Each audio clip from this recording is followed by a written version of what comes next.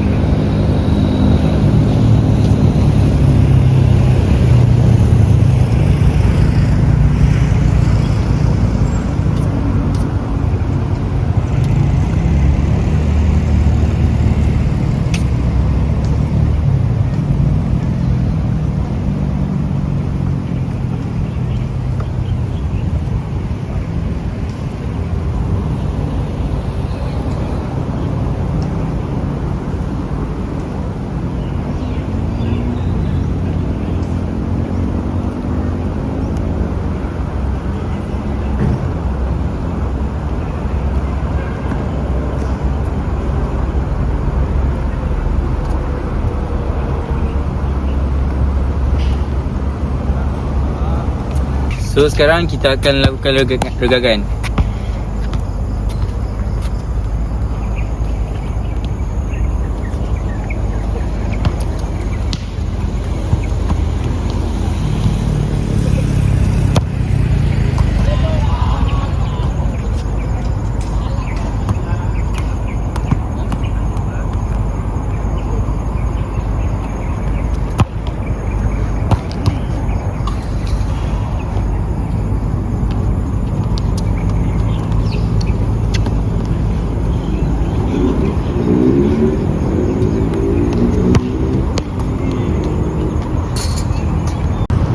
Okay, sekarang kita akan terus ke sesi latihan yang pertama, iaitu shoulder press.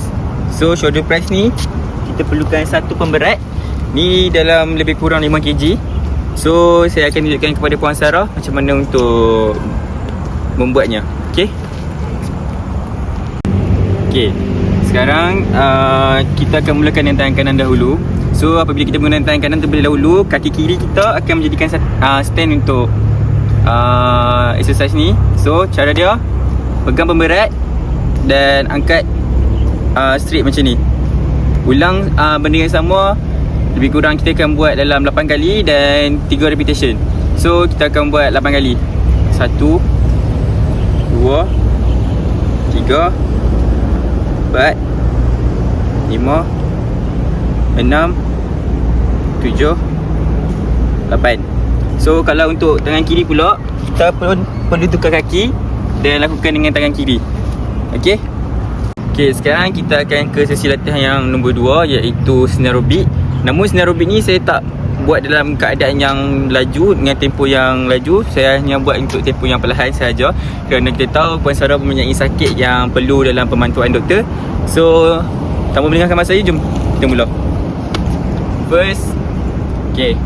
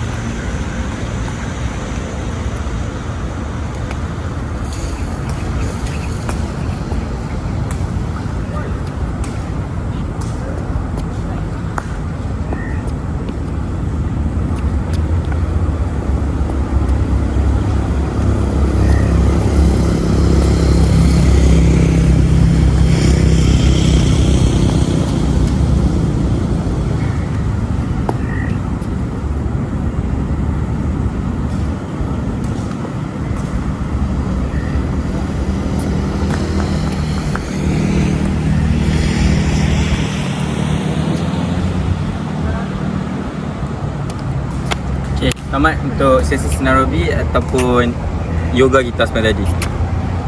Okay, sekarang kita akan ke sesi cooling down. So, sesi cooling down ni sangat penting untuk seseorang ataupun siapa saja yang melakukan aktiviti kerana bagi mengelakkan risiko kecederaan ataupun sakit-sakit otot dan sebagainya. Okay, jom.